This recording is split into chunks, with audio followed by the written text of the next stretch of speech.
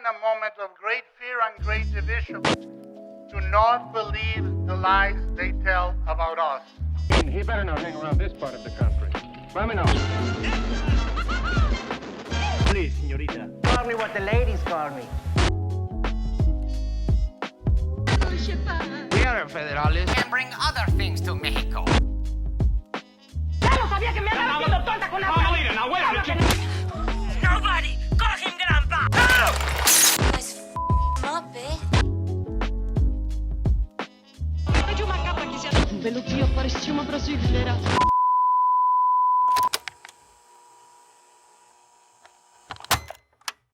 A newsletter posted in 2022 by the Academy of Motion Picture Arts and Sciences features American comedian and actor John Leguizamo.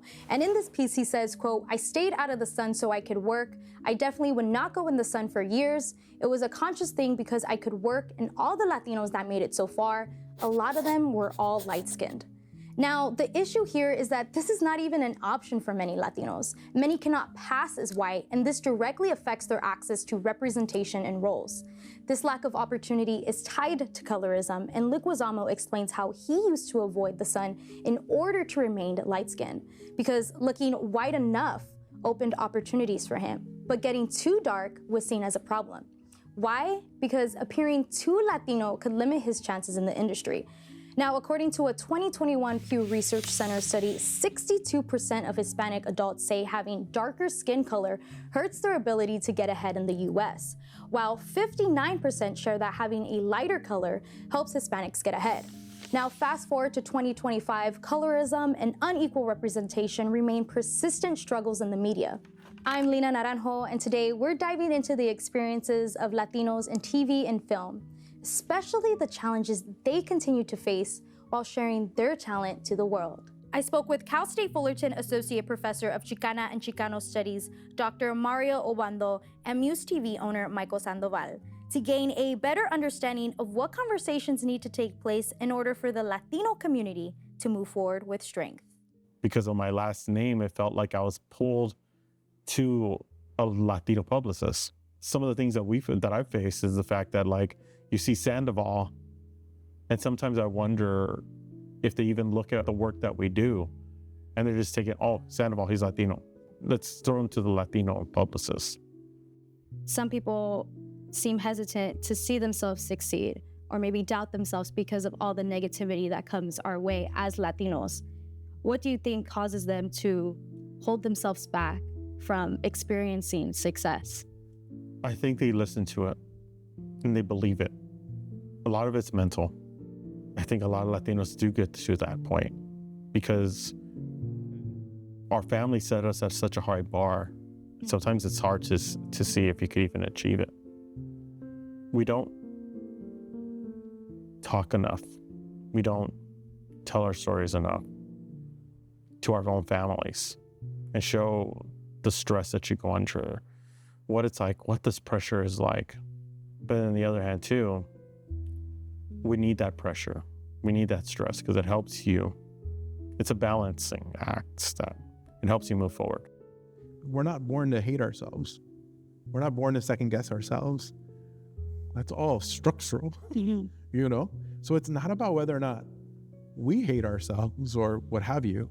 It's actually about asking ourselves, who's teaching us that? Yeah. And how do we actually operationalize ourselves from that? For me, you take imposter syndrome and you take internalized racism.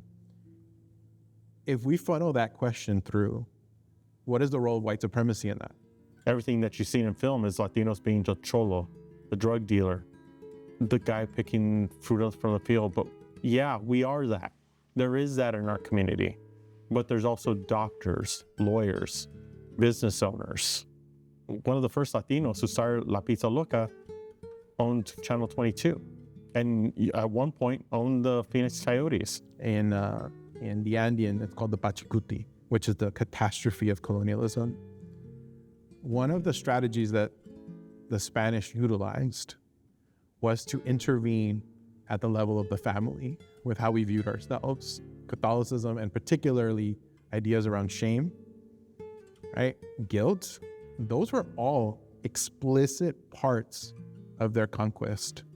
was to actually institute internalized racism. That has been a design of colonialism from the jump.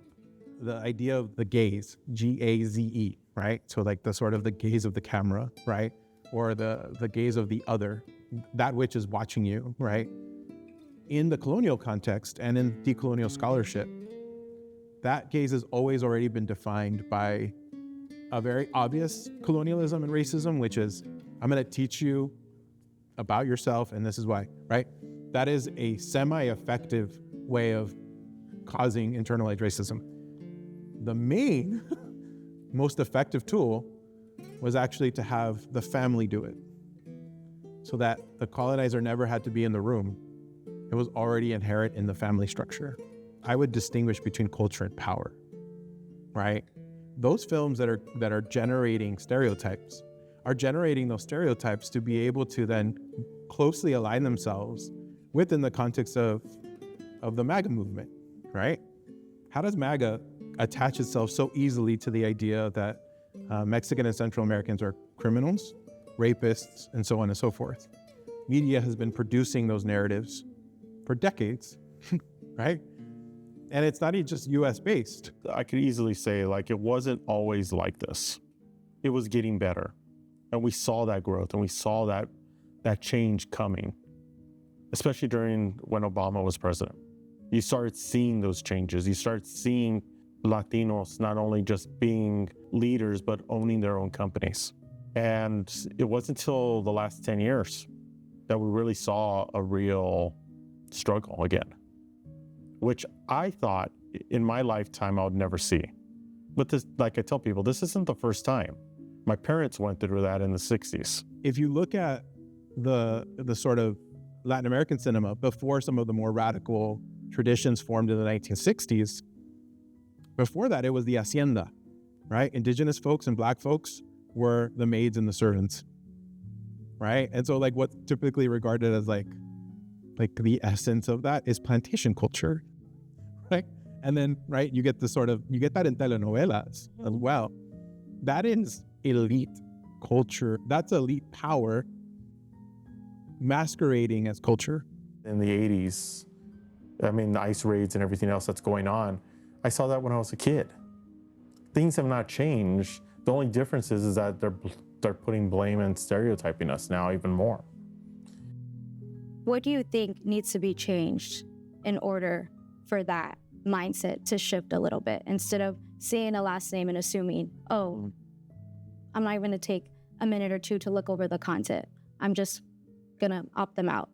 What needs to be changed in order for these Latino outlets, Latinos, to gain those opportunities and gain that visibility? To be honest, I really think we have to start owning our narrative. Having ownership in publicity firms that cater to multi-generational Latinos. We need to have some type of person, a Latino, in those executive rooms, in those boardrooms, leading publicity firms, because it's getting ridiculous that you don't see that at the studio level. The only way that's going to happen, that change is going to happen, if we take narrative of the stories. We educate people.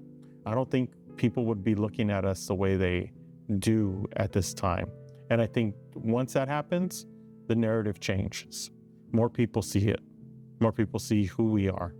But to actually arriving at ways that we're critiquing ourselves, you know, and actually trying to explore some truths, naming a truth, right? Just how just how hard it is to navigate as we get older and as we come of age in our professional pursuits, because at every step of our life, we're always first gen.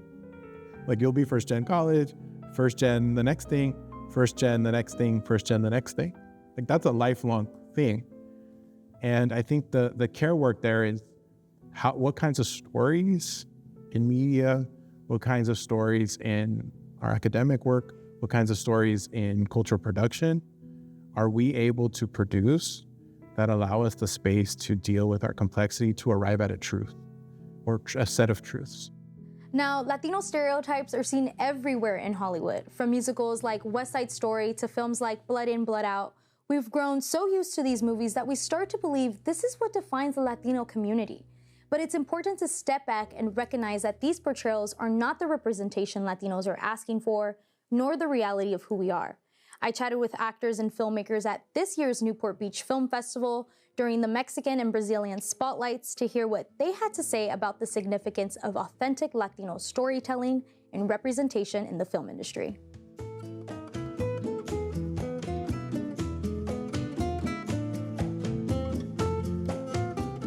Yeah, and as a Latina in this industry, I mean, you mentioned that you graduated from Cal State Fullerton in May, so congratulations. Yeah, thank you. How's that process been like for you, being able to break into this industry as a Latina? Because let me just say congratulations, because you're killing it so far. You made your short film. I mean, that's amazing. Thank you. It's a process to navigate for sure. I think still figuring it out, but even with this festival itself, I've really found myself drawn to not only other women, but you know, Latino filmmakers as well too. And I think that it's important to continue to meet each other so we can support each other. I just came from like another screening as well, and that's kind of how the conversation ended with whatever you need, you know, whatever each other needs, like we're there to support. And I think that continuing to do that is really important so we can introduce ourselves, make space for each other, and then kind of just start from there. You know, I think a lot of us, especially as students, we're coming out of this starting from the bottom. So whatever we can do to kind of help each other out, I think is really important.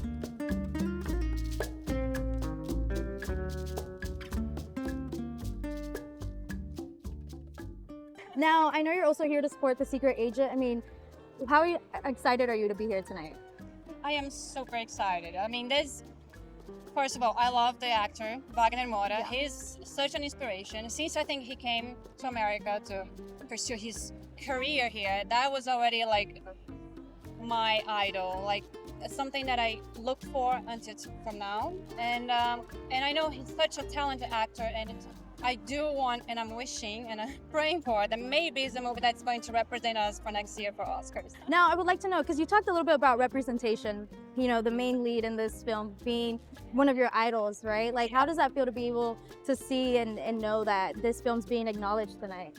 It's incredible. That makes me realize that, you know, we come for a dream, and it's hard, you know, you have to leave everything behind. I came here, had to learn English, so seeing someone like him representing our country and an amazing movie, that makes me even happier to know that I think I'm the right path.